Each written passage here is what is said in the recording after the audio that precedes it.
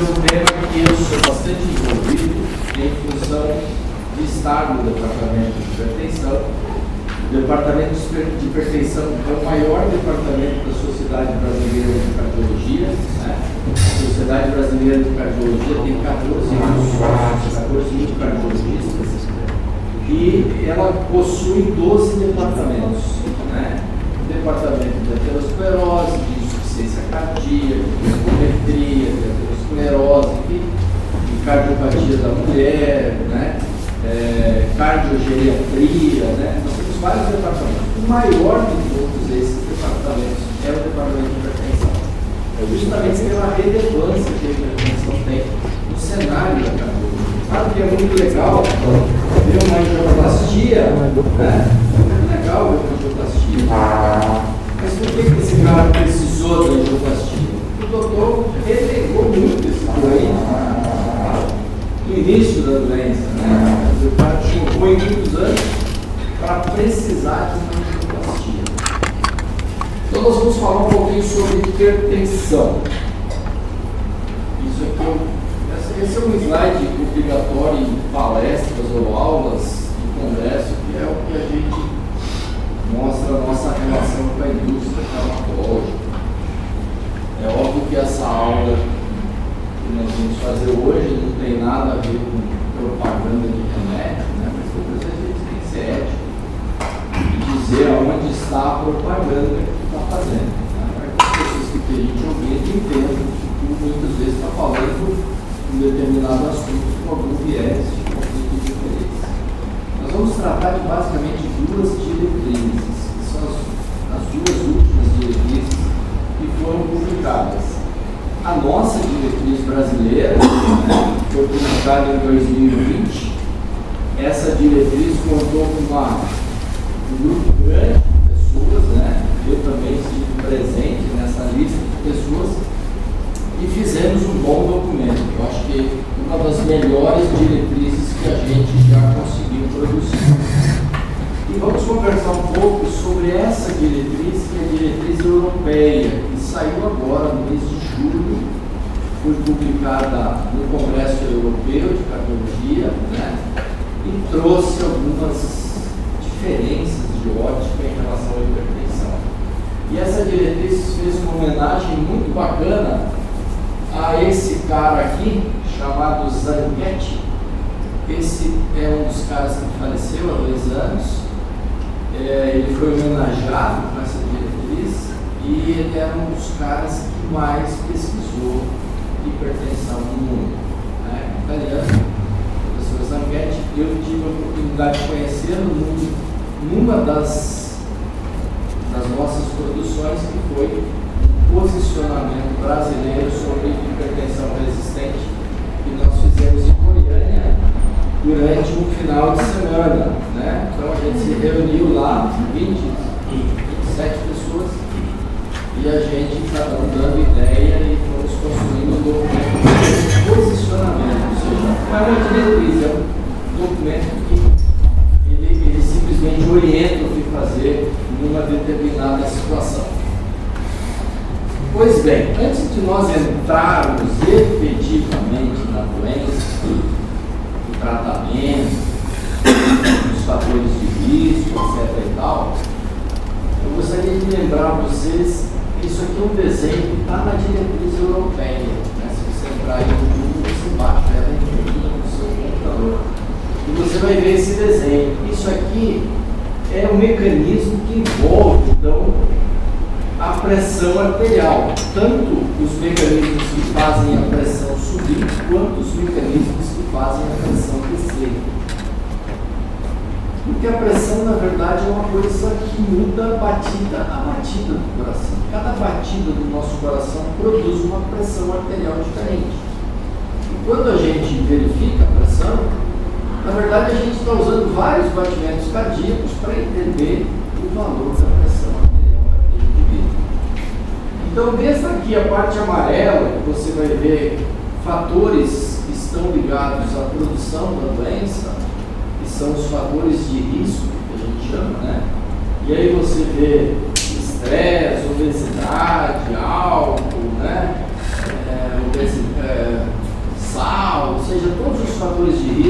nos empurram com mais facilidade para ter hipertensão. E por outro lado, aqui ó, em azul, aquilo que a gente traz do pai e da mãe, né? Os fatores genéticos. Esses são medonhos, né? Tu vai herdar a fazenda, lá, o carro, a casa, mas vai herdar as doenças também do seu pai e da sua mãe. Quando o pai e a mãe têm hipertensão, a chance do filho ter pode chegar a quase 80%. Porque o filho, ele se cria, na verdade, com os mesmos hábitos do pai, na verdade. Filho de gaúcho aprende a comer churrasco desde pequeno, né? Filho de baiano aprende a comer acarajé desde pequeno, fritura com sal, né? Então, quer dizer, o hábito, ele é muito incorporado, né? Então, a gente tem o hábito e tem a genética que nos inclui. Aqui em verde, você vai ver as coisas boas que fazem o nosso organismo empurrar a pressão para baixo, né?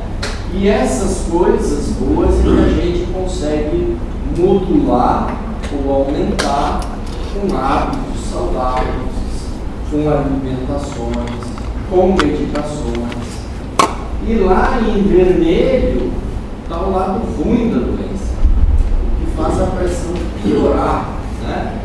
Então, desde mecanismos hormonais até envejecimento vascular, que é próprio do envelhecimento, são os mecanismos que fazem a gente ter pressões mais altas.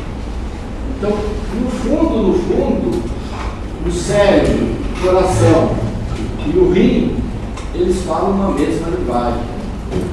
O que é que tem no rim muito importante para regular a nossa pressão? Vocês já estudaram anatomia, então já sabem, né?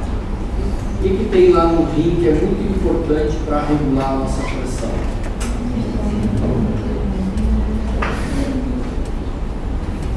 As células justaglandulares.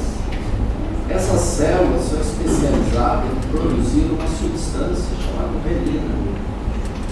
A renina, ela é convertida no fígado em angiotensinogenina 1.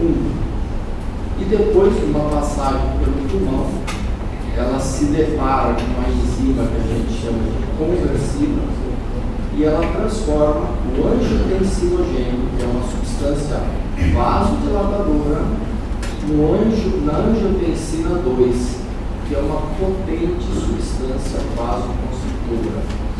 E quando você usa um remédio, tu diz assim, vou usar um bloqueador da enzima de conversão, então você vai bloquear exatamente a formação do angiotensinogênio.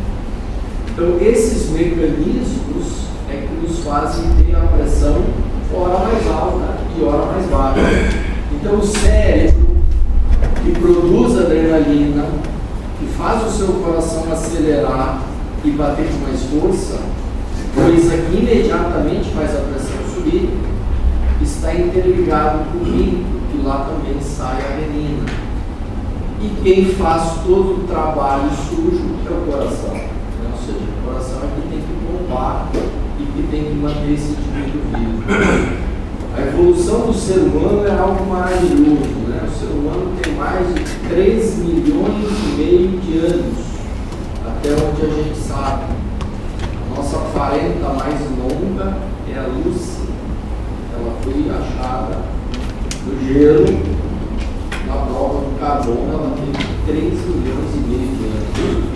E essa evolução nossa, como seres humanos, foi fazendo com que muitas mudanças corporais fossem incorporadas para a gente se adaptar ao meio que a gente vive. Muito bem. E reparem vocês aí naquele desenho aí. Do lado esquerdo, você tem duas artérias, na sístole e na diástole. Artérias de vocês jovens. E do lado de cá, você tem as mesmas duas artérias já envelhecidas. Veja que quando o coração bate e você tem a curva de pressão embaixo, você tem um amortecimento, principalmente na aorta, que faz com que aquela aorta se dilate e à medida que ela volta a se contrair, ela empurra o sangue com maior velocidade. Portanto, a pressão arterial nossa, quando sai do coração, é menor do que quando chega ao braço. Isso significa que você tem vasos elásticos. Quando você envelhecer e ela ficar dura, como uma mangueira que ficou no sol e na chuva, o batimento que sai do coração forma uma curva de pressão tão rápida e tão alta que muitas vezes faz o indivíduo ter AVC. Repare que a pressão diastólica do idoso aqui cai muito rapidamente, né? Por isso que, à medida que eu vou envelhecendo, eu vou tendo curvas de pressão diferentes. Quando tu é jovem, sobem as duas curvas. Passou dos 50, a pressão faz assim. Então a diastólica tende a cair porque o vaso está enrijecido. E a sistólica tende a cada vez ser mais alta. Certo? E são pressões diferentes. Porque aquele indivíduo, quando fica hipertenso, ele precisa de um grupo de remédios. Esse indivíduo idoso precisa de outro grupo de remédios. Vocês ainda não estudaram farmácia, não é verdade? É a matéria mais fantástica do curso inteiro, que bem. Porque ali a gente aprende de fato como as coisas funcionam. Depois fica fácil entender a clínica médica. Reparem esse estudo aqui. Isso aqui é muito antigo. Olha o ano aqui, ó, 2002. Alguns aqui não eram nem nascidos, né? Ou tinham nascido há algum tempo. Esse estudo mostrou uma coisa horrorosa, que a cada 10 milímetros que a pressão arterial sobe na diastólica e 20 milímetros na sistólica, o risco cardiovascular duplica. Então, qual seria a pressão maravilhosa? 11 por 7. Porque a partir daí as coisas aumentam o risco cardiovascular. E a cada salto de 20 milímetros na sistólica ou 10 milímetros na diastólica, eu duplico o risco de infarto ou AVC. Então, quem tem 13, repare bem, tem simplesmente o dobro de risco de quem tem 11. Mas 13 ainda não é uma pressão considerada normal? É. A gente chama de hipertensão acima de 14, não é verdade?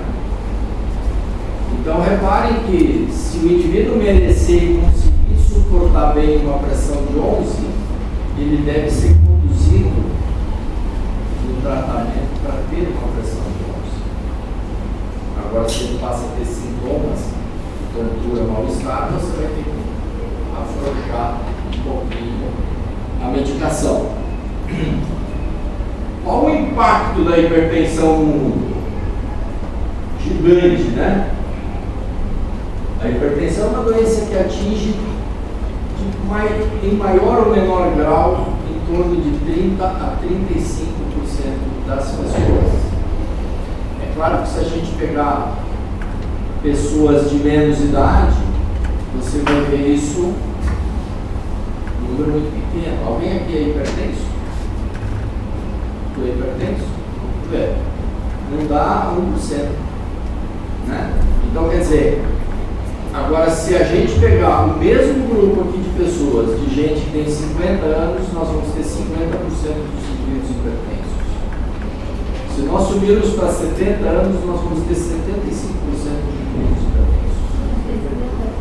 Ou seja, quanto mais o vaso fica duro, maior é a chance de ser hipertenso.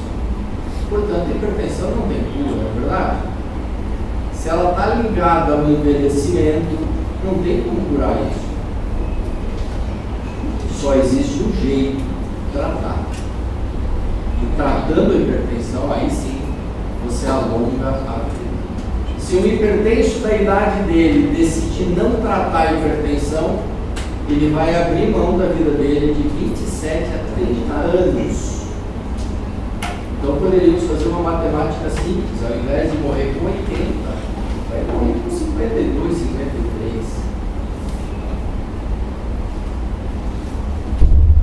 Recentemente, alguns casos aqui na cidade tiveram um infarto muito novo, né? dia morreu um gerente lá das Marizas, 28 anos, 32, um filho de um colega nosso médico, morreu de infarto, 32 anos de idade. Ou seja, não precisa ser velho para morrer do coração, basta ter doenças, uma delas é a hipertensão. É uma condição multifatorial, portanto, estão ligados genética, idade, sexo e etnia, está ligado a hábitos, sobrepeso, etc. Fatores de risco relacionados à elevação da pressão, drogas ilícitas. Aliás, tem uma droga lícita que aumenta bastante a pressão, né? Que é o álcool. É lícito, pode ter a vantagem, né? E vai ser ilícito também, né? Mas ninguém acha cigarro ou álcool ilícito. Apenas 50 ml de uísque ou cachaça ou vodka é suficiente para fazer a pressão subir. Portanto, quando alguém diz para você, ah não, você pode tomar um pouquinho de álcool que não lhe fará mal, sempre lhe fará mal, né? Só que a gente lida contra uma indústria da grana, né? O mundo capitalista selvagem, né? A indústria da comida e da bebida, elas são potentes, né? Tanto que as propagandas mais legais são de bebida, né? Gente feliz, os ABCzados também, né? Quando tinha as propagandas de cigarro, graças a Deus conseguimos proibir. Eram umas propagandas maravilhosas. O cara do Marlboro era um carcão do seu laço e a música, e ele fumando o seu cigarro. Mas ninguém mostrou aquele mesmo cidadão quando ele teve as duas pernas amputadas e um câncer de pulmão e morreu com 50 e poucos anos. E ele era o propagandista de cigarro mundial, né? Saía em todos os países, né? E mais, a apneia do sono. A apneia do sono tende a piorar a pressão. Sabe o que é a apneia do sono? É os famosos roncadores, né?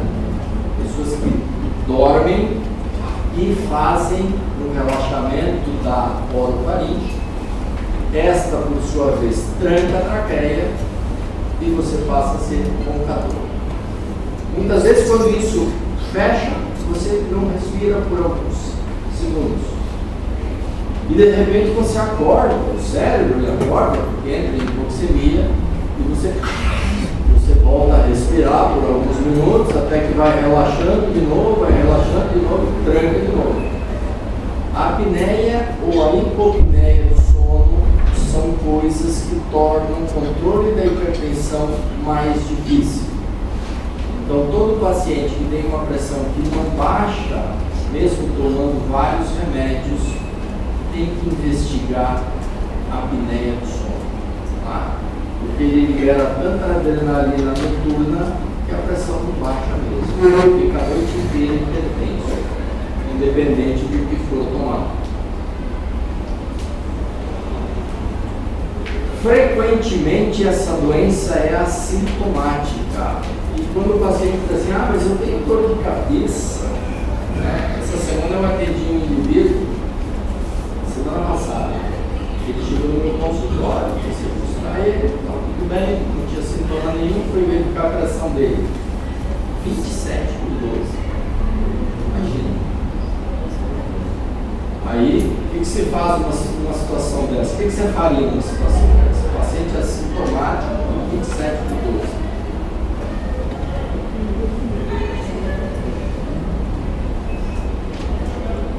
Você liga para o sábado. Chama o médico. Ou começa a falar que tem algum médico. Meu Deus, que pressão onculosa! Enfermeira! Ou seja, tu assusta o paciente. Aliás, tem médico que tem um comportamento animal, né? Assustar o paciente. Brigar com o paciente. Xingar o paciente. Isso tudo não ajuda em nada. Pelo contrário, piora a pressão. O cara diz, eu vou lá naquele médico, o cara só me enche o saco. Ou seja, a maneira melhor é você tratar ele como um indivíduo que tem dificuldade de fazer as coisas. Ou você faz tudo o que deveria fazer. Né? A gente também não faz. E por que a gente não faz? Porque é difícil, perder peso é difícil. Fazer exercício diariamente é difícil. Parar de fumar é difícil. Parar de beber é difícil. Tomar remédios todo dia é difícil. Até porque está cheio de videozinho na internet, no Instagram, falando um monte de bobagem, médicos, estão, né? Então, num caso desse cliente, o que eu fiz? Eu levei ele para uma sala, tranquilo, dei a ele um remédio, disse que a pressão estava um pouco alta e teria que cair até a pressão ficar melhor para ele poder ir para casa. Ele saiu da clínica com 20 de pressão. Tecnicamente, se não morreu com 27, com 20 não morre, não é verdade? E aí você, ao longo de 2, 3 dias, vai botar essa pressão de novo para normal.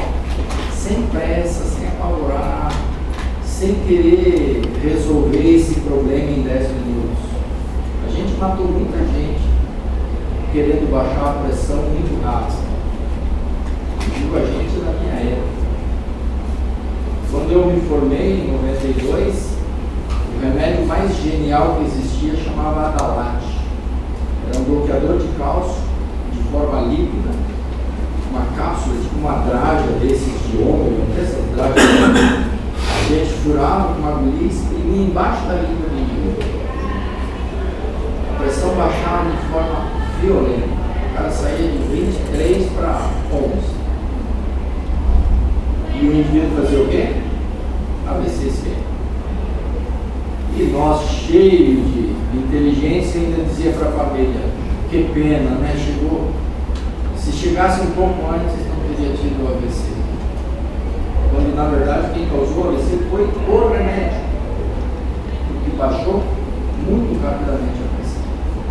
Então, baixar a pressão tem que ser uma coisa lenta, devagar, sem pressa, a menos que eu esteja numa emergência hipertensiva.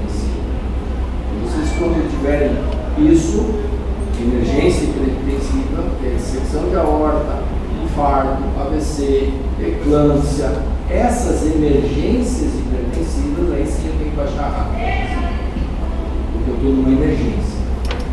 Mas um paciente que nem o meu, que estava conversando comigo, para que eu vou baixar rápido? Vou baixar devagarinho. Certo? O que mais? Costuma evoluir com alterações estruturais. Alterações estruturais significa deformar as coisas. Por exemplo, o coração que era perfeito virar um chapéu velho. A artéria que era bonitinha virar um cano de borracha seca. Ou seja, ela tende a mudar tanto a estrutura quanto a função e principalmente criar a lesão de órgão-alvo. O que é órgão-alvo? Esse daí, ó. Então, sempre que alguém fala órgão-alvo, ele está falando de coração, cérebro, rim e vasos. Certo? A pressão não é o número da pressão que lhe mata.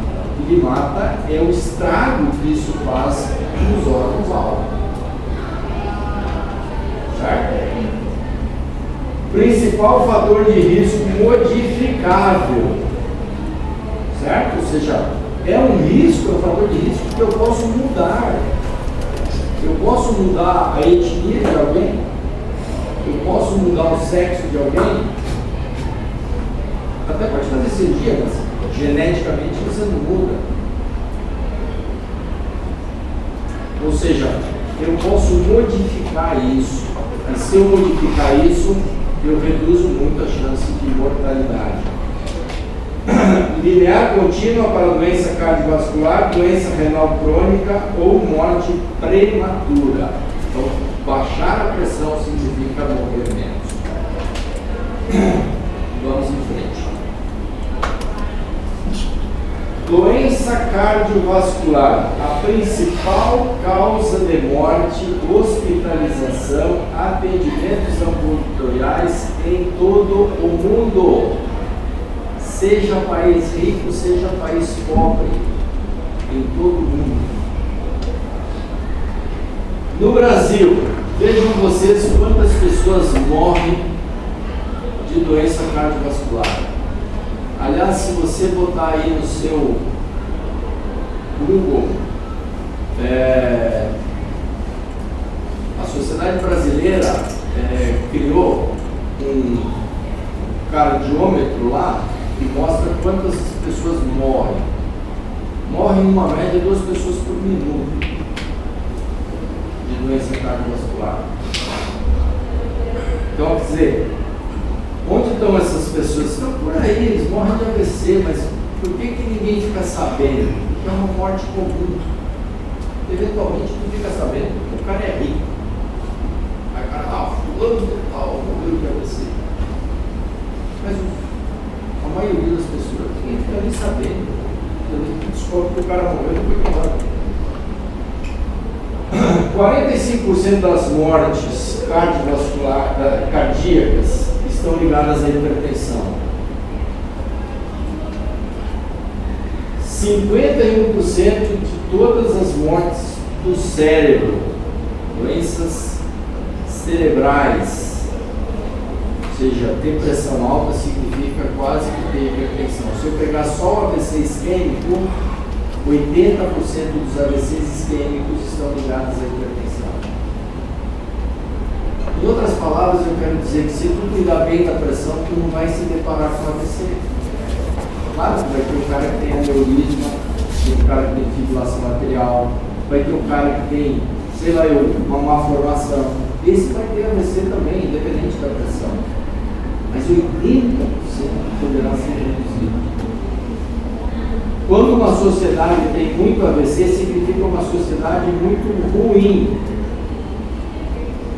A gente tem que morrer velho de câncer, não de AVC. Câncer, envelhecimento. Agora, morrer de AVC significa falta de atenção básica. Então, vocês vão cair. Todo mundo vai começar seu trabalho na pensão básica. E é lá que estão os hipertensos. Sejam novos, sejam velhos. 13% das mortes estão diretamente ligadas à hipertensão. E por último, a carga global da hipertensão, então é uma elevação da pressão sistólica, principal fator de risco responsável por 10 milhões de mortes. Olha só, isso aqui, 10 milhões de mortes, não é por década, é por ano. Tem muita gente que morre mesmo, né? Tem países que a taxa de mortalidade de AVC é brutal. Países do Oriente Médio, por exemplo, onde não existe praticamente atenção básica, né? As pessoas morrem muito novo e morrem de AVC. Já países um pouquinho mais evoluídos, como o Brasil, ainda tem um nível muito alto de AVC. E países do primeiro mundo, como Canadá, Finlândia, Suécia, a taxa de AVC é quase zero. O controle nosso de hipertensão é de 19%. Significa dizer que cada 100 pessoas que têm hipertensão, só 19 estão bem cuidadas. E os outros estão mal cuidados por quê? Porque o médico que o atende não sabe tratar direito essa doença. Porque as pessoas até vão no médico. Elas até vão com a dificuldade extrema de ter que ficar na fila, de ter que marcar para 3 meses depois. As pessoas até vão. E o médico perde a oportunidade ali de resolver a parada. Isso aqui é um tiro único. O paciente só vai voltar a ser feito depois. Se tu perder essa chance, você perdeu. Você vai ter interferência no tempo de vida daquele indivíduo. Ele vai viver menos, em função do seu vacilo, vamos dizer assim. Por isso que não dá para vacilar com esse tipo de doença. Eu posso prevenir a pressão? Posso, né? É só ter bons hábitos. Desde tratamento eficaz, fácil diagnóstico, artesanal terapêutico eficiente, poucos efeitos adversos. Os remédios quase não dão efeito adverso nenhum. Um que outro dá tosse, enche o pé. Mas de maneira geral, os remédios são muito bons. E não causam câncer, como alguns adoram assustar os outros indivíduos. Teve uma época que correlacionaram os BRAS a câncer. Recentemente nós tivemos um problema de intoxicação do losartã, erro de produção da indústria. Ele veio com uma substância venenosa. O controle nosso, como eu falei, é pífio, porque é assintomática. Porque se fosse tipo uma unha encravada, todo mundo já teve unha encravada aqui? Já teve? É um saco, né, cara? Dói pra cacete. Até você ir lá e virar aquela pontinha, fica doendo. Hipertensão não tem sintoma, então dificilmente o cara vai pro médico. Hoje eu atendi uma senhorinha que veio, uma mocinha de 40 anos, que veio consultar comigo. Ela foi fazer academia, chegou lá, a pressão estava alta e ela não tinha nada. Vê como foi importante o cara dar academia verificar a pressão? Tem médico que não verifica a pressão, verifica? Mas eu sou torrino. Eu sou dermato, eu não vou ficar vendo pressão. A pressão arterial do indivíduo é o dado clínico mais relevante que você pode conseguir numa consulta médica. Não adianta perguntar se ele teve catapora, sarampo, aquelas bobajadas que a gente aprende que tem que perguntar. Vale mesmo é ver a pressão. Ali você tem um grande problema. E tem, olha, pelo menos a metade dos médicos não verificam a pressão. E isso é lamentável. Essas coisas que aí estão podem ajudar você a não ter hipertensão.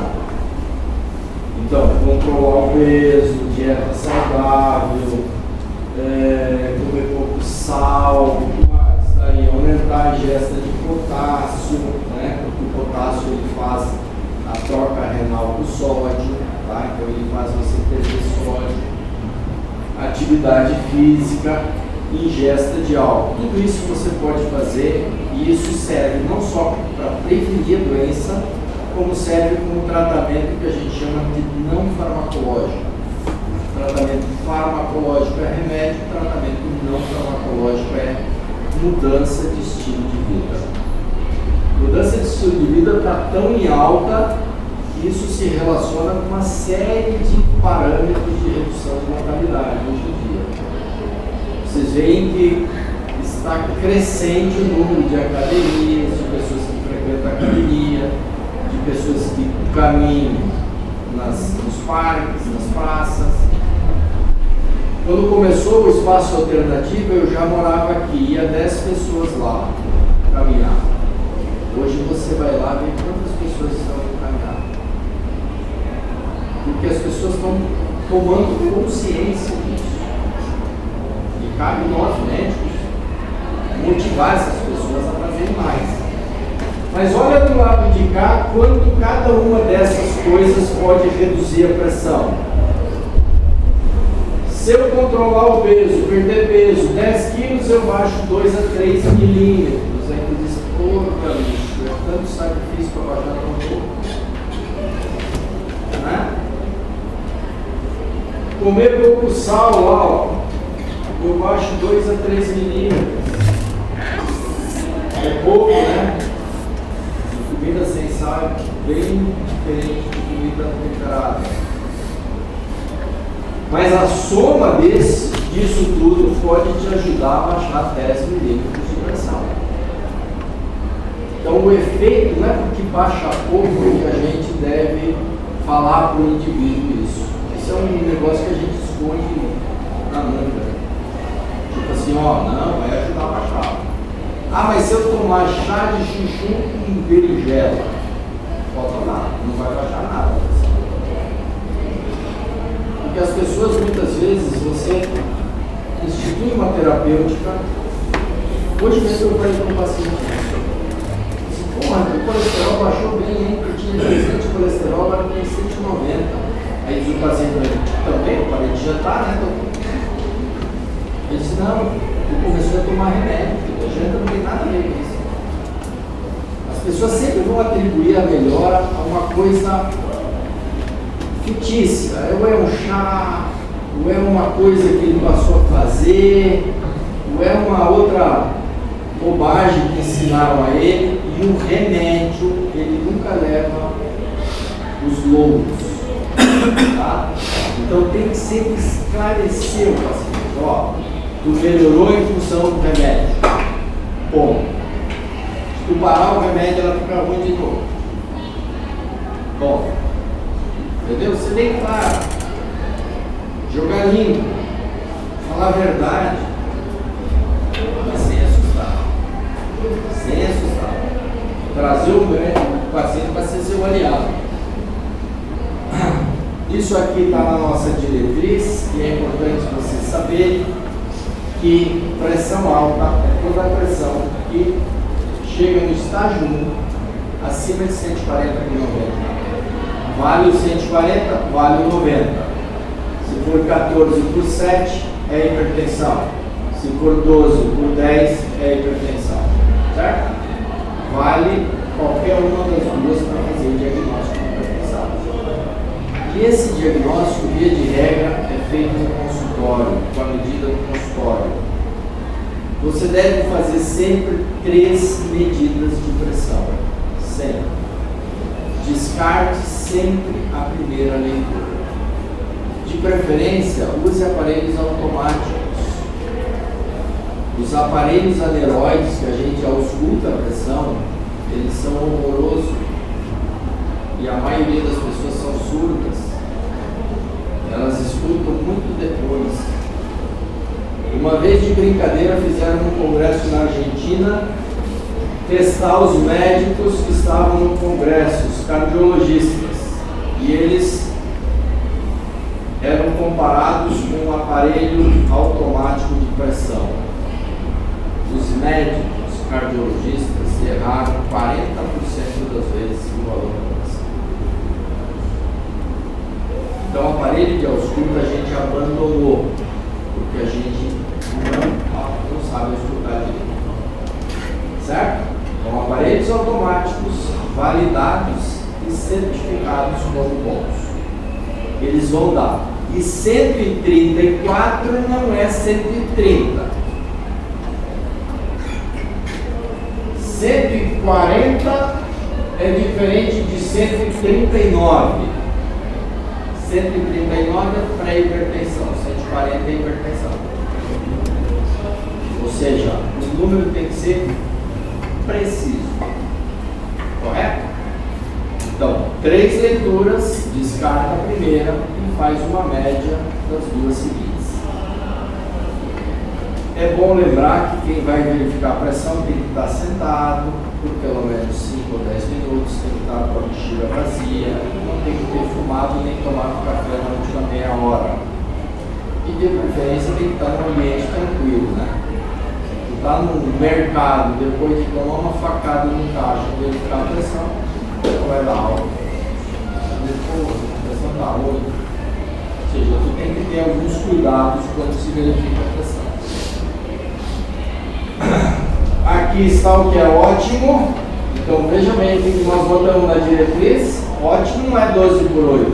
Ótimo é abaixo de 12 por 8. Certo? É abaixo de 12 por 8. Aquele sinalzinho de menos lá faz toda a diferença. Tá? A pressão normal, sim. A pressão normal aí é 12 por 8. Mas a ótima é abaixo. E lembrar que existe a hipertensão chamada sistólica ou diastólica isolada. Tá? Isso foi incorporado recentemente nas diretrizes. Vejam vocês aí, essa é a tabela que os europeus, ao invés de chamar de pré-hipertensão, eles chamam de alta normal. Está vendo lá? terceira linha lá. Ótimo é igual da gente, normal é igual da gente, só que quando chega no pré-hipertenso, eles colocaram alto normal. Quem cunhou esse nome chamado pré-hipertensão foram os americanos há bastante tempo, num documento que eles fizeram chamado Sétimo Joint, que era um comitê americano que criava diretrizes. Depois eles brigaram entre si, o American College brigou, o American Heart, se dividiram, cada um fazia uma diretriz e a gente não sabia qual era a diretriz americana. Agora parece que vão se juntar de novo para fazer um documento melhor, porque eles perderam quase uma década nessa brincadeira. Na última diretriz americana, eles consideram o indivíduo que tem 13 por 8 já hipertenso. Ou seja, 13 por 8 vira estágio 1 na diretriz americana hoje. Isso quer dizer que metade ou mais das pessoas já são hipertensas. Olhando para aquele primeiro slide, que a mortalidade duplica a partir de 11, eles estão sendo bem mais agressivos no diagnóstico e no tratamento. Só que a gente ainda não tem muita evidência se vale a pena baixar a pressão além de 13. Nos falta. Por quê? Porque eu teria que acompanhar os indivíduos muitos anos para estabelecer diferenças entre grupos. E os estudos hoje em dia eles são feitos de forma rápida. Todo mundo quer uma resposta em 2 anos, 3 anos, estourando em 5 anos. Só que se eu pegar pessoas com 13 de pressão e pessoas com 11 de pressão, para mim estabelecer diferença de mortalidade, eu vou ter que acompanhar esses caras 20 anos. Certo? E aí fica caro, fica inviável, né? Como é que eu faço o diagnóstico então de pressão? Como é que eu digo para alguém que é hipertenso?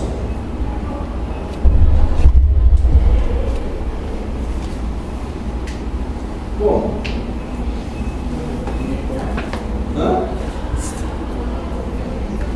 Verificando a pressão. Pois bem, aí eu verifico a pressão 3 vezes, descarto a primeira, valorizo as 2 seguintes, faço uma média, deu 14 por 9 ou mais. Basta uma vez só? Não, tem que repetir pelo menos 2 ou 3 vezes em momentos e locais distintos. Continua dando o mesmo resultado. Hipertensão. Esse é o modelo que a gente está se afastando dele. Por quê? Porque existe muito viés nessa pressão que o médico verifica.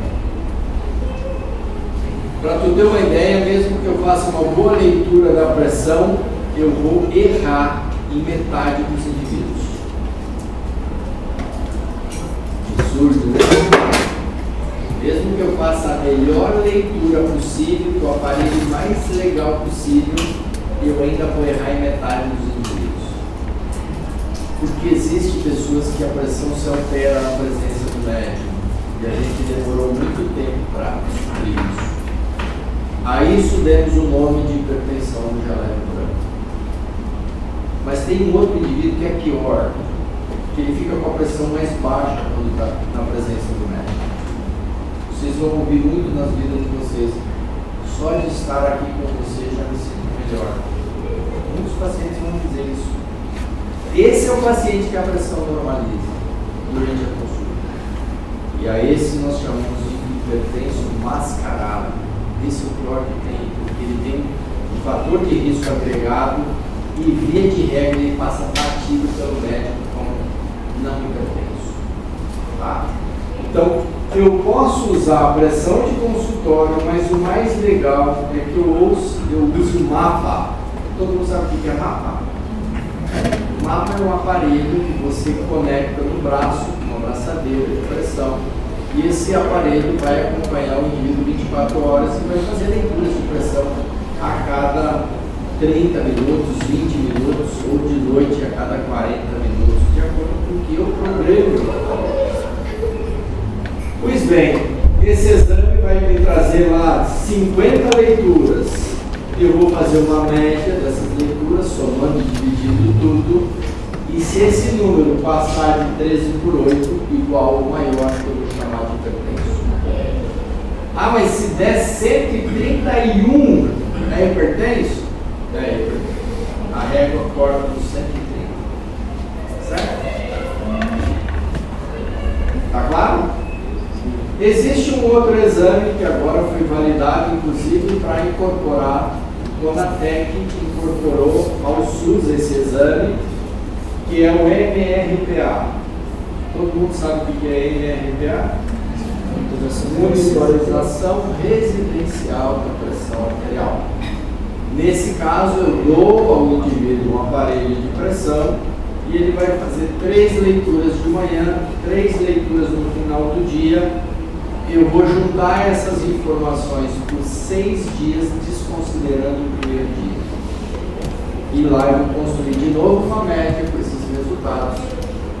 E se for maior ou igual a 130 por 80, esse indivíduo vai se chamar de fixo. Então são maneiras de tirar o médico da jogada. Porque o médico na jogada ele polui o resultado da hipertensão. Não que o médico não deva ver a pressão, tá? Porque muitas vezes a pressão sobe 10 milímetros, mas muitas vezes o indivíduo está com 27, no meu paciente. Então já pensou se eu fosse um otorrino e ele fosse lá com dor de ouvido e no outro dia tivesse um AVC? E a familiar ia dizer o quê? Ele foi no médico ontem e morreu de AVC. Na planilha do médico não tem registro de pressão. Entendeu a gravidade? Vamos em frente, mais um pedacinho. Isso está na diretriz, tá? Todos os cuidados que você deve ter quando você vai verificar a pressão. Olha um monte de coisa que tem que observar aí, tá? E aqui está o que a gente usa como estratégia hoje em dia para diagnosticar a hipertensão. Repare, pressão de consultório é boa para quê? Para triagem. Certo? Eu posso jurar para um hipertenso que ele tem pressão alta só com a pressão de consultório? Não. Eu posso dizer, não está bom. Não está legal. Vamos ter que investigar. Ou seja, eu nunca vou começar o tratamento com a pressão de consultório. É claro que se a pressão estiver acima de 18, eu vou iniciar o tratamento. Certo? O meu paciente com 27, eu tenho dúvida se ele é hipertenso? Claro que não. Está hipertenso, trabalhei, estágio 3. E se eu quiser a melhor estratégia para diagnóstico, qual ferramenta eu uso? O mapa. O mapa é a melhor ferramenta para diagnóstico. E se eu quiser acompanhamento, qual é a minha melhor ferramenta? MRPA. Então são exames diferentes, são maneiras de ver a pressão diferentes e cada qual tem uma utilidade melhor para uma função. Então eu posso usar o mapa para o diagnóstico, o MRPA para o acompanhamento. E a pressão que a gente faz em espaço público serve para quê? Não somente para triagem, certo? Não que a gente não deva fazer campanha, a gente precisa fazer campanha. Já temos que fazer uma baita campanha no Brasil, né? Porque metade dos hipertensos não sabe que são hipertensos. Da metade que sabe, só metade toma remédio. Da metade que toma remédio, só metade controla a pressão. Então veja que eu saio de 100% para 20%. Então, na farmácia, a farmácia tem uma acurácia melhor para triagem, né? Porque lá o cara já está mais habituado a verificar a pressão, né? O ambiente já é um ambiente mais silencioso, né? Como supermercado, shopping center, né? Então você tem um resultado mais interessante. Olha aí embaixo os valores. Nos valores são aqueles que eu digo que o indivíduo é hipertenso. Então, no consultório, 140 por 90, no mapa e no MRPA, acima ou igual de 130 por 80. Então, fica o aprendizado aqui. A minha pressão no consultório médico, via de regra, é sempre 10 milímetros acima daquela que eu tenho em casa. Certo? Ou seja, se o indivíduo, eu atendo no consultório, um cara com 13 de pressão, o que eu devo pensar? E quando ele está em casa, a pressão dele deve ser 12, ou até menos. Certo? Essa diferença é real. Nossa diretriz colocou isso, é a única diretriz do mundo que tem dano vascular. Ou seja, ligando a doença ao ferimento vascular, ao dano vascular. Vejam que no grau de recomendação, nós temos a primeira linha lá só: pressão arterial acima de 120 aumenta o dano vascular e risco cardiovascular. Grau de recomendação 1, nível de evidência A. Ninguém tem dúvida sobre isso. Portanto, pressão acima de 120 tem dano vascular. As outras coisas, a gente ainda tem muita coisa a aprender. Você sabe o que é grau de recomendação? O grau de recomendação vai de 1 a 3, né? E o 2 tem o A e o B. Então, quer dizer, grau de recomendação 1, todo mundo deve fazer. Grau de recomendação 3, todo mundo não deve fazer. E aí o nível de evidência, ele pode ser A, B ou C, é aqueles estudos, por exemplo, A é quando eu tenho grandes estudos que não deixam dúvidas sobre isso. Estatina baixa o colesterol, milhares de estudos provaram isso. Isso reduz mortalidade? Reduz mortalidade. Milhares de estudos. Então, grau de recomendação com nível de evidência A.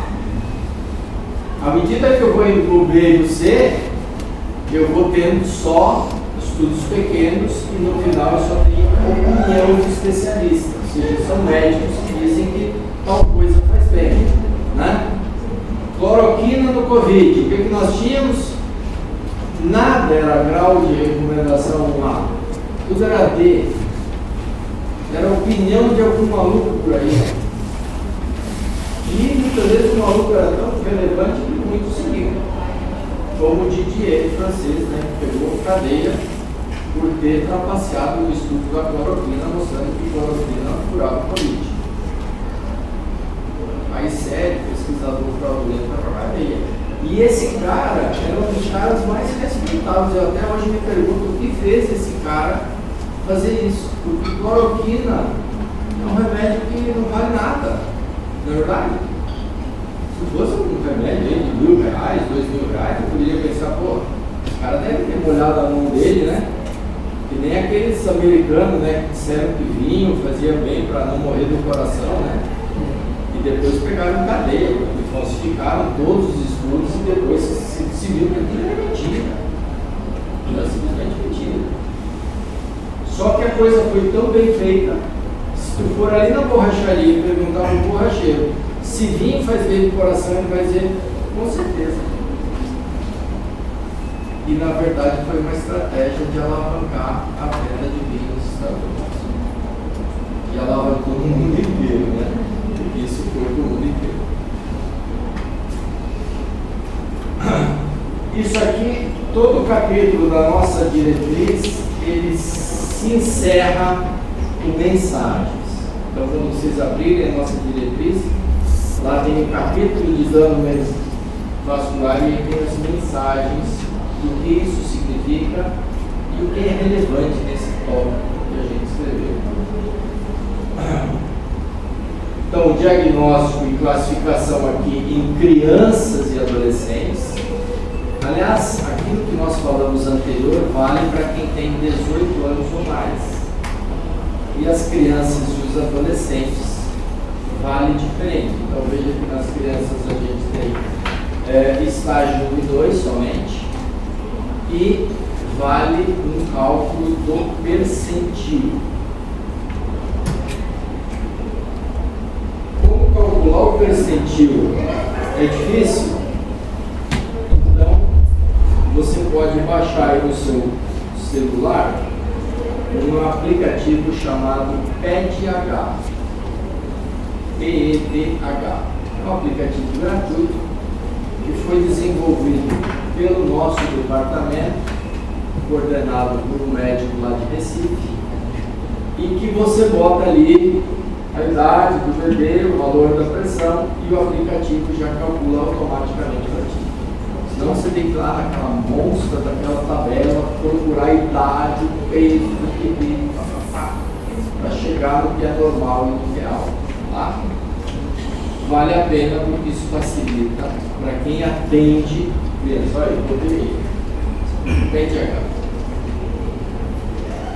Pois bem, então quando você falar de hipertensão, qual é o cenário que se apresenta? Primeiro cenário, indivíduos que têm pressão normal. Normotensão verdadeira. Certo? Quantos por cento da população tem isso? 43% a 52%. Vamos avançar. Quantas pessoas têm hipertensão mascarada? 7 a 8% dos indivíduos que nos rodeiam. E o que é a mascarada? Pressão no consultório normal e pressão na monitorização ambulatorial elevada. Tá? Então, quer dizer, eu comparo essas duas ferramentas e acho esse mascarado aqui. Vamos para o terceiro cenário possível. Jaleco branco. Veja que agora eu estou falando de mais 15 a 19% dos indivíduos. Ou seja, é um quinto das pessoas. Né? O que o jaleco branco tem? No mapa ele tem a pressão normal, mas no consultório ele faz pressão no jaleco branco. Uma vez quando eu dava aula aqui na São Lucas, tinha uma aluna minha da primeira turma ou da segunda turma e levou a mãe dela lá para consultar comigo. Professor, vou consultar com o professor. A mulher fez 21 na minha frente, 21 por 10. E ela notadamente estava ansiosa, meio tremendo, assim, falava, cortando a palavra, sabe? O cara da sua fala cortando. Ele disse, putz, isso deve ser um baita do jaleco branco, né? Aí disse, a senhora vai lá fora, vamos lá, fica sentadinha lá, e depois nós vamos verificar a pressão de novo. Aí eu não verifiquei a pressão, mandei a minha enfermeira verificar. A pressão deu 17. Já. Fiquei bastante satisfeito com o diagnóstico. Jaleco branco. Coloquei um mapa nela. Ela saiu do consultório, a pressão fica 10, 11 por 7. É um troço inacreditável.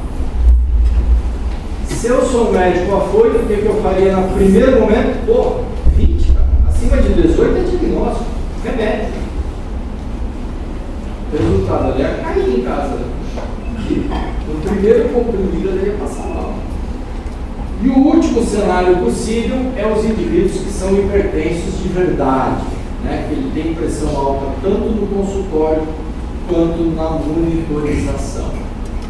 Cada um desses cenários você pode cortar o meio e dizer que metade pode ser acima com tratamento ou sem tratamento. Então os fenótipos, ao todo, eles podem ser 8. Porque para um grupo eu posso estar dando remédio e para o outro não está dando remédio. Por exemplo, um hipertenso meu de verdade está tomando remédio, tem a pressão boa em casa, mas quando chega para o meu consultório ele fica hipertenso. Esse cara tem jaleco branco tratado, certo? Ou seja, ele está controlado, só que na minha presença ele descontrola. A mesma coisa o sustentável. Ele pode ser ruim tanto em casa quanto no consultório. O que falta aí? Só tem remédio, né? O cara tá ruim dos dois jeitos. Né? O mascarado também ele pode estar com tratamento ou sem tratamento. Então, reparem que quando você verifica a pressão de alguém ou faz um mapa, você tem uma possibilidade de classificar esse indivíduo em 8 fenótipos. 8 fenótipos. Se ele toma remédio, ele vai para um lado. Se ele não tem tratamento, ele vai para outro lado. Então, 4 é com remédio, 4 é sem remédio. Está claro isso? Então, mesmo eu tratando, o hábito de ele fazer respirações Isso. Segmento. O hipertenso, ele deve ser visto a cada 3 meses. Ou, em pior das hipóteses, 6 meses. Por quê? Porque você pode hoje ser um jaleco branco. Amanhã pode ser um mascarado. 3 meses depois pode voltar a ser jaleco branco. Vocês já experimentaram o momento da vida que vocês estão mais tranquilos, momentos que vocês estão mais estressados, momentos que vocês estão bem zen, né? Tem o cara que fuma um barato, tranquilo, né? Outros tempos você está nem seguindo na lata, né? Quer droga. Seguramente a pressão de vocês dá uma arrefecida durante o tempo de prova, momentos mais estressantes, está atendendo uma parada, né? Parada é um negócio chato de atender, né? Então isso muda e você tem que entender que é assim mesmo, por isso você tem que ver o indivíduo com muita frequência, certo? Pelo menos 3 vezes por ano, ou 2, e tem que verificar, tem que motivar o indivíduo a verificar a pressão. Nós desenvolvemos um aplicativo, a Sociedade de Cardiologia, junto com a Sociedade de Diabetes. É um aplicativo que nós estamos aconselhando a todo mundo usar. Procure aí na sua loja de aplicativos, chama ELFIE. Esse é um aplicativo que serve para ajudar o indivíduo a se cuidar. Nesse aplicativo você vai botar todos os seus dados, sendo doente ou não sendo doente. Você vai botar seu resultado de exame, seu resultado de pressão, seus medicamentos, se você toma. Você vai ganhar várias receitas saudáveis, né? Você pode fazer aí cálculo de calorias, você pode fazer metas de exercício, metas de perda de peso. Você pode fazer várias coisas, inclusive programas para parar de fumar, né? Recentemente, com a ajuda de um grande colega nosso que é especialista em tabagismo, ele conseguiu estabelecer ferramentas dentro do aplicativo para que a pessoa consiga parar de fumar. Então vale a pena. Então, na triagem do paciente, vejam vocês, pressão menor do que 120, pelo menos uma vez por ano tem que verificar a pressão. Então você tem já verificou a pressão esse ano aqui? 1, 2, 3, 4. Ó, o ano está acabando, hein? Daí é dezembro, daqui a pouquinho. Reparem aqui, quem tem pré-pressão normal, anualmente, quem tem pré-hipertensão, o que eu faço com quem tem 13/8? Esse cara tem chance de ser hipertenso? Sim, tem. Se ele for mascarado, ele vai estar bom na minha frente, em casa ele vai estar alto. Portanto, eu vou empurrar ele ou para o mapa ou para o MRBA. E aí eu classifico de acordo com o resultado do exame. Hipertenso, estágio 1. Tem chance de ser mascarado? Tem. Ele pode estar com a pressão mais alta na minha frente e em casa está com a pressão normal. Então, eu não vou iniciar tratamento, eu simplesmente vou investigar melhor esse indivíduo. Tá? E assim vai. O último estágio, estágio 3, eu não faço mais nada senão iniciar o tratamento. Claro que vai investigar colesterol, glicemia, vai pedir até um mapa depois para ver como o remédio que prescreveu, ajustou ou não ajustou bem essa doença, né? Mas você vai iniciar o tratamento. Agora, cuidado, tem jaleco branco, monstro, tipo a mãe da minha ex-aluna, minha médica muito velha. Emergência é um caso à parte, esse é um capítulo separado nosso da diretriz, e ficou um esqueminha bastante bacana, eu acho que até botei aí o slidezinho, e como a gente guia o indivíduo na emergência, independente do tipo de emergência que eu estou tratando. Tá? Quais exames o indivíduo que tem hipertensão deve fazer obrigatoriamente? Então, exame comum de urina. Olha lá, grau de recomendação comum, nível de evidência C. Potássio sérico, creatinina plasmática, glicemia de jejum, estimativa do ritmo de filtração glomerular. Como é que a gente calcula isso? Alguém sabe? Tudo isso, né? Muito simples. Baixa o aplicativo. Senão tu tem que usar a fórmula de corte de grau. Aí você tem que ter uma calculadora. Baixa aí o aplicativo EGFR. E pequeno GFR maiúsculo. Esse aplicativo ele foi desenvolvido pela Sociedade Brasileira de Nefrologia.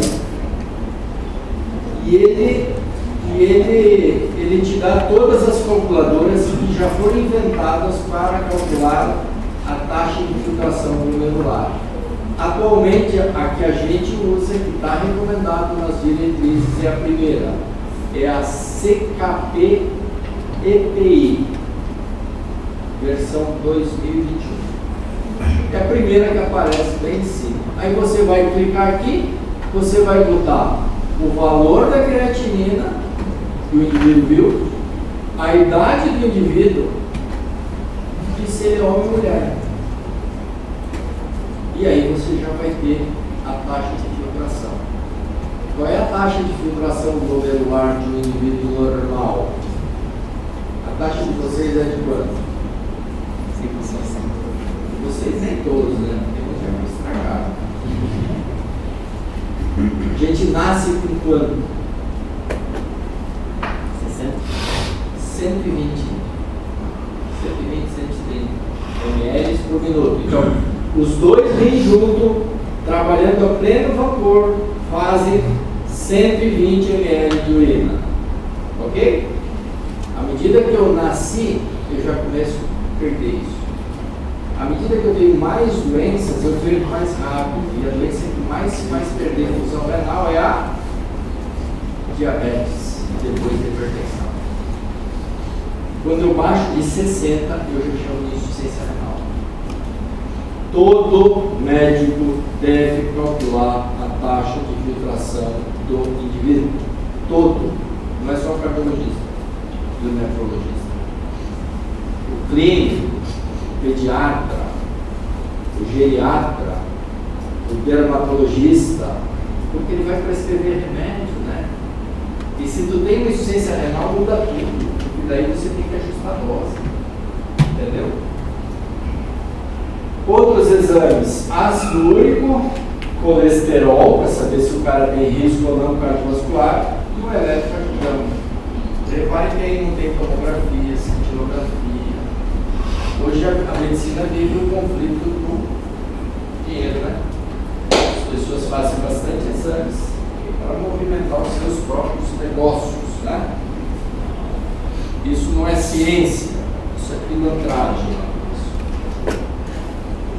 Fatores de risco, lesão de órgão-alvo e razões para realizar a estimativa de avaliação de risco.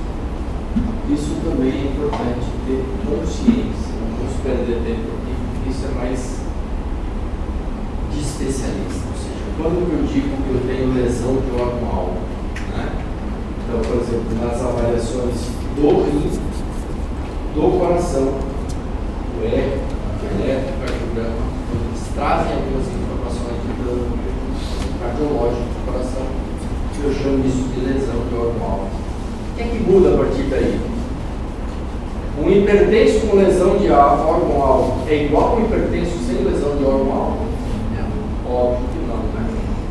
O cara que tem lesão de órgão-alvo, ele é um cara muito mais doente que o cara que não tem lesão de órgão-alvo, tá? E, portanto, ele merece não só a maior atenção possível, como também merece o melhor remédio possível que caiba no bolso dele. Para verificar a pressão, olha a posição do cara: costas encostadas, punho descansando na mesa, os dois pés no chão, sem cruzar as pernas, tá? Não pode falar durante a verificação da pressão. E está usando que aparelho? Automático, tá? Que esses aparelhos são os mais validados. Oi. Mas aí, por exemplo, qual é a dificuldade em relação à minha guia? Igual eu tenho um lugar e eu senti como não consegue fazer mal. Eu até inventei em casa. Mas aí tem toda essa questão Tu vai ter que ensinar o indivíduo a fazer. Vai fazer a primeira leitura, é você que vai fazer. E aí você vai dizer, ó, você tem que sentar, você tem que ficar assim, a posição é essa, você vai levar o aparelho aqui, nessa posição, você vai apertar o botão, depois você vai esperar 2 minutos, vai apertar de novo, entendeu? E o aparelho vai guardar esses valores. Quando você leva o aparelho para o médico, ele vai entrar na memória e vai fazer a leitura de todas as funções.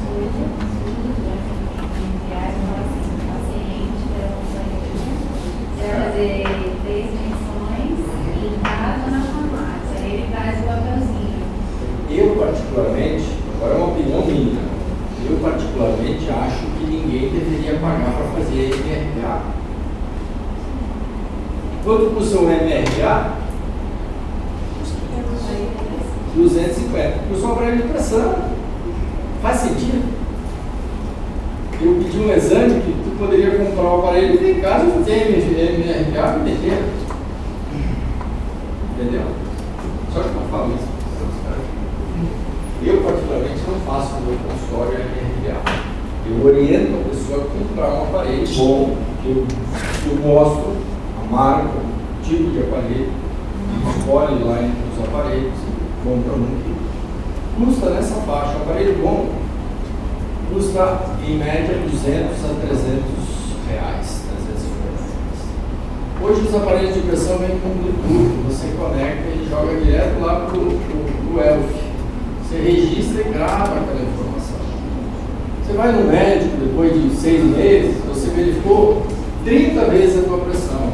Você vai mostrar, olha só como é que é a média da minha pressão. Isso vai nos ajudar a envolver o doente na tratamento. Quando você diz para ele que ele tem que tomar mais remédio, ele já sai exposto, não gastar mais, né? Agora, se ele estiver vendo ali, ó, que as coisas não estão andando bem, ele se motiva mais a fazer certo, né?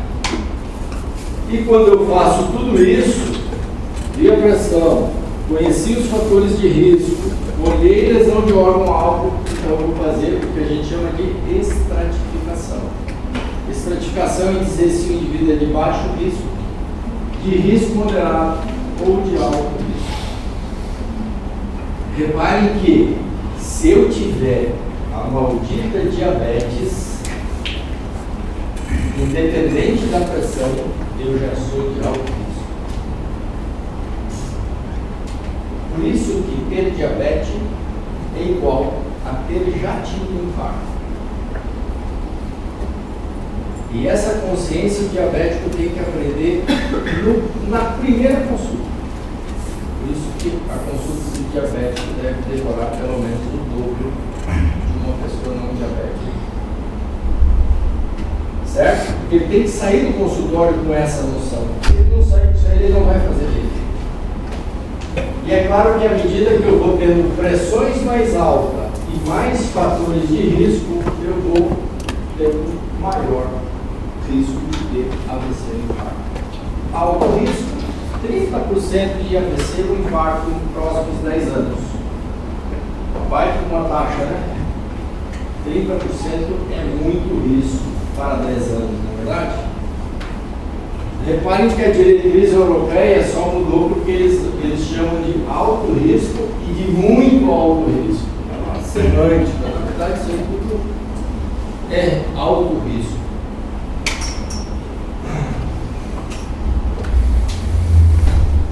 Essas são as mensagens que você lê lá na diretriz, né? Veja que eu estou fazendo para vocês ir atrás da diretriz, né? E o melhor lugar para estudar um assunto é na diretriz. Primeiro, que é o assunto mais atualizado que tem dentro do universo que você vive. A nossa diretriz colocou, e é a única do mundo, pressões para idosos. Reparem vocês, nós estamos falando de quem? De quem tem 60 anos? Não, nós estamos falando de quem tem 80 anos ou mais. Os super idosos.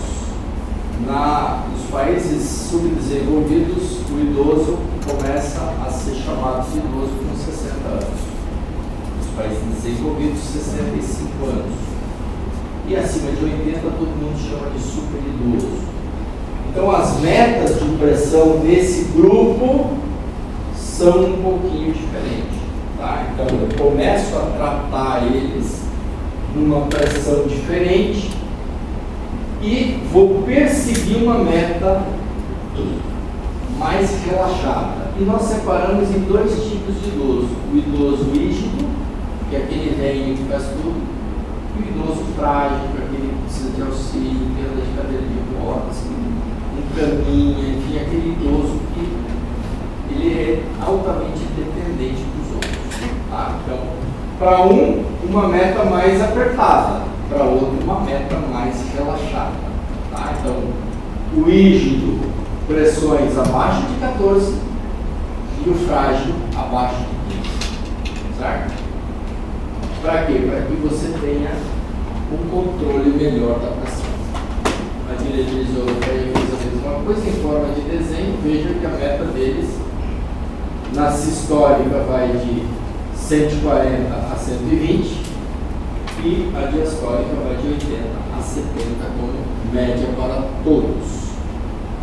Agora nós vamos, já na parte final, nós vamos ver então o que fazer com cada um desses indivíduos. Início da intervenção no estilo de vida para todo mundo. Grau de recomendação 1, nível de evidência A. Vocês têm que fazer mudança de estilo de vida? Sim.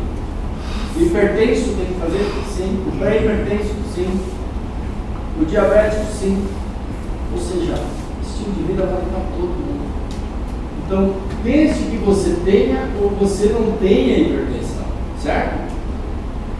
Segundo parênteses, indivíduos com pressões que estão entre 130, 139, 85, 89, sem doença cardiovascular pré-existente ou risco cardiovascular baixo ou intermediário, esses indivíduos até hoje, eles são grau de recomendação 3 para tratamento, ou seja, a gente não dá remédio para esses indivíduos, certo? Então eu estou falando de um pré-hipertenso que não tem lesão de órgão-alvo e que não tem fatores de risco, certo? E seria vocês, por exemplo, que são jovens, não têm muitos fatores de risco e chegam lá com 135 de pressão, certo? Pré-hipertenso. Outro grupo é aqueles indivíduos que estão em estágio 2 e estágio 3. Qual é a recomendação de tratamento? No diagnóstico. Eu fiz o diagnóstico, já inicio o tratamento. Reparem que no estágio 1, eu começo o remédio também no diagnóstico. Para todo mundo? Não. Para quem? Para quem tem risco moderado ou elevado. Isso quer dizer o quê? Que eu vou dar remédio, eu não vou dar remédio no primeiro diagnóstico. Certo? Então vejam vocês que ali nós já temos estágio 1, estágio 2, estágio 3, todo mundo saindo do consultório já com uma receita de remédio. Mas existe um grupo que também é esse do estágio 1 e que ele é de baixo risco. Veja, ele está com a pressão 135 ou 142, ele é pré-hipertenso ou hipertenso estágio 1, mas ele não tem fator de risco. A esse indivíduo eu dou uma chance de 3 meses onde eu vou trabalhar estilo de vida. Não é 3 anos, é 3 meses. Não mudou nada, continua do mesmo jeito, o peso não mudou, remédio a partir daí. E os outros 2 grupos são o grupo dos idosos. Então, o que eu quero mostrar com isso aqui para vocês? Que se o indivíduo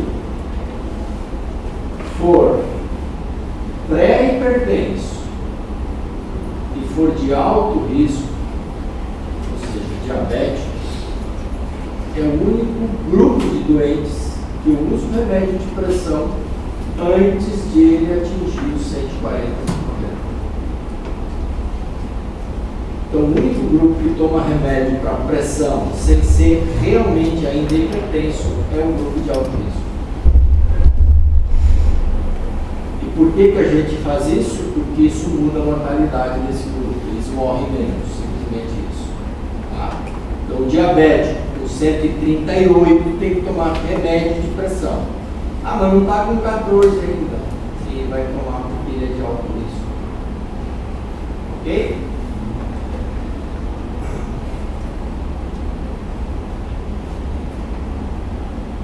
São as mensagens finais que você vê. Essa dieta DASH todo mundo conhece?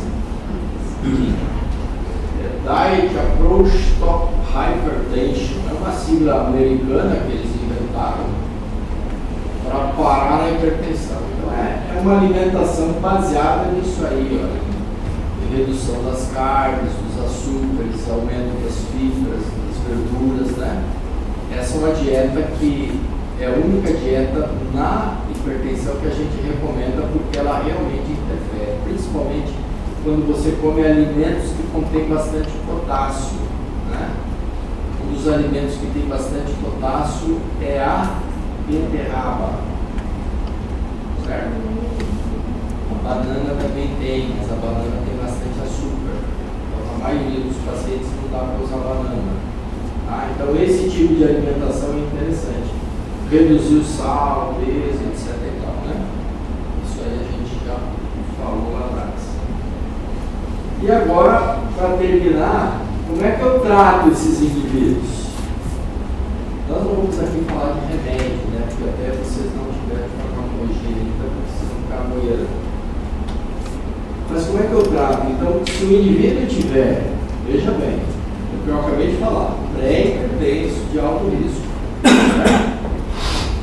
Ou seja, ele ainda não tem 14. Certo?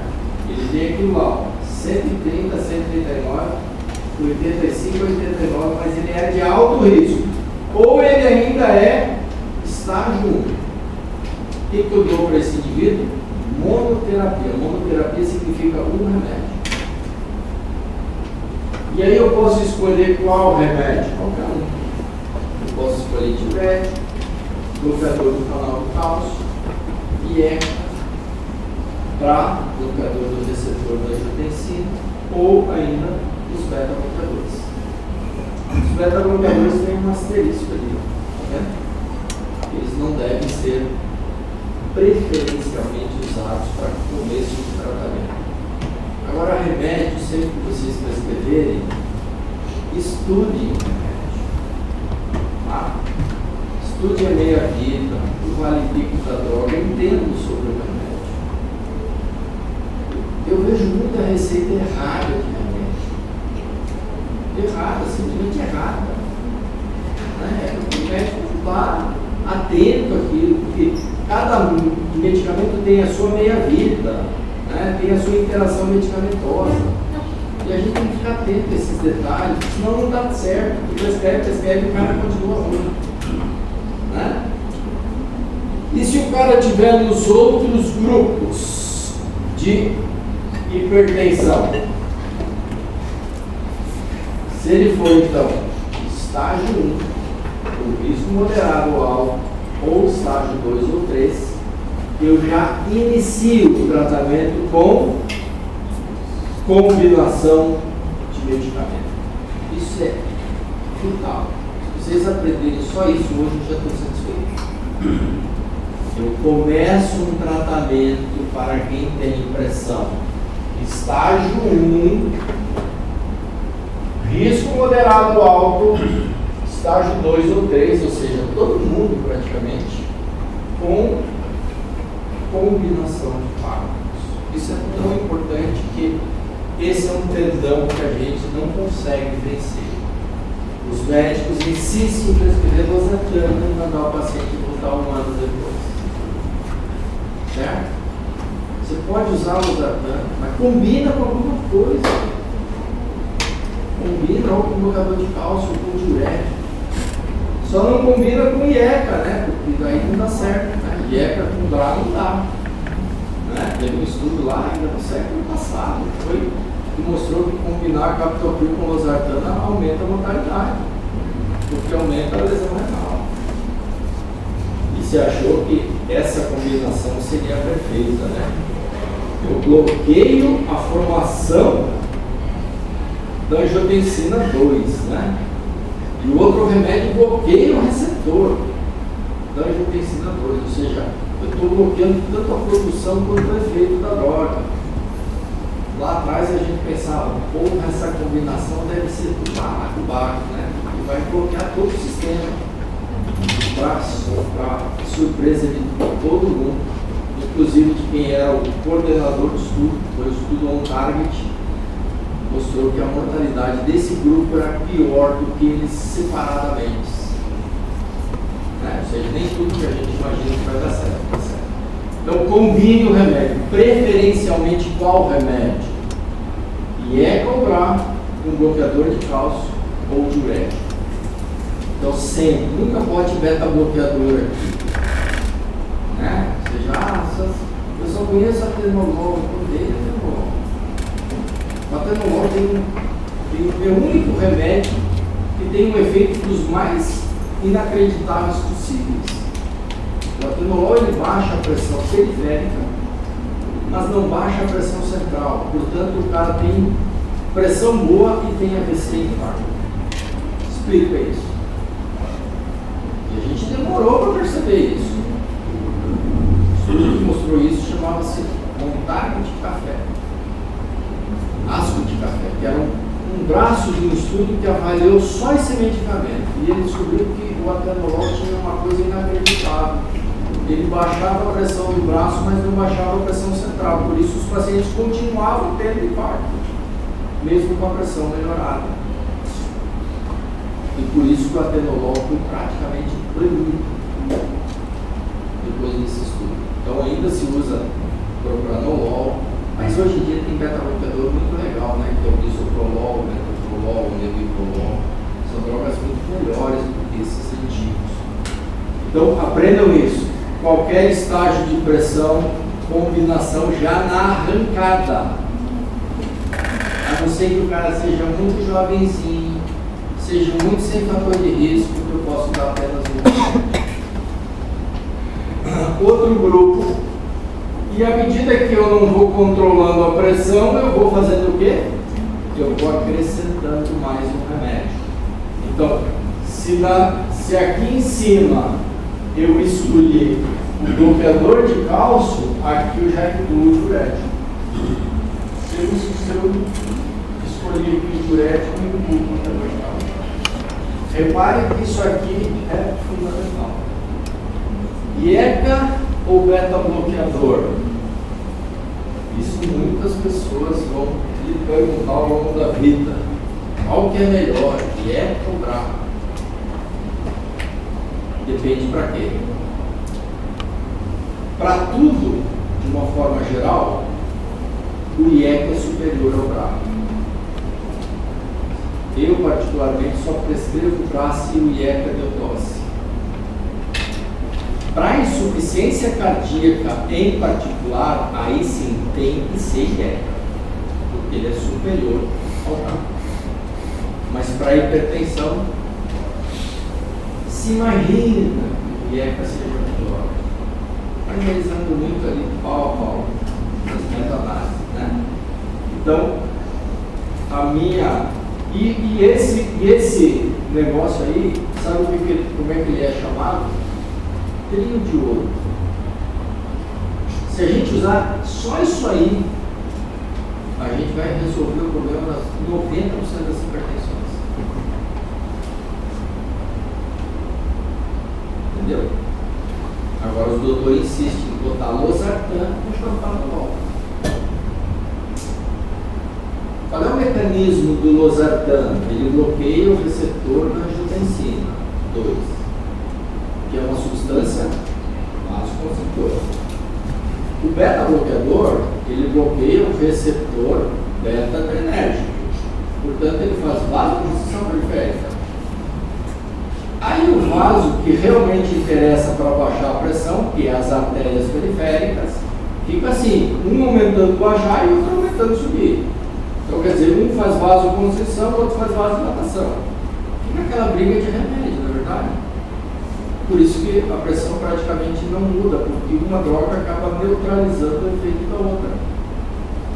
E o cara está lá com 16, tu dá os dois remédios na dose máxima, ele volta com 15. Aí tu tira, bota o bloqueador, bota o diurético e ele faz 10 de pressão. Porque daí tu combinou de forma sinérgica. Tá certo? E quando eu preciso de um quarto remédio para baixar a pressão, eu devo escolher, pelos estudos mais recentes, a espironolactona, que é um diurético poupador de potássio. Vocês vão aprender isso lá na frente. Tá claro isso? Isso aqui é muito importante. Depois você vai escolher o nome comercial que você quiser. Ah, eu gosto do enalapril, eu gosto do ranpril, eu gosto do losartan, eu gosto do telosartan, eu gosto do peridopril, ou seja, escolha o que quiser. Mas estude sobre o remédio que vai escolher, porque eles são diferentes em si. São diferentes na meia-vida, são diferentes no vale-pico da droga, são diferentes nas combinações, são diferentes no metabolismo, alguns têm mais preferência ao metabolismo renal hepático, então tem que entender um pouquinho de como a coisa vai funcionar na barriga do indivíduo, né? E daí dá certo. E isso parece ser tão fácil, mas a gente não está conseguindo fazer isso chegar na atenção básica, por incrível que pareça. E olha que não é falta de diretriz, não. A cada 4 anos sai uma. Mas os médicos hoje estão se informando muito por YouTube e Instagram. E não estão mais abrindo nem livro, nem diretriz. Para onde isso vai nos levar? Alguns dizem que para o buraco, né? As pessoas hoje leem muito pouco. As pessoas querem ler 2 linhas e entender do assunto. Já perceberam isso? Se tiver 3 linhas já é muita coisa, aí já dá uma canseira. É verdade? Ok? Então era isso, gurizada. Eu acho que são 9h30, 1h30 tá bom. Para não cansá-los muito. Senão, 10h30 agora. Agradecer vocês por terem vindo aqui, aprender um pouquinho.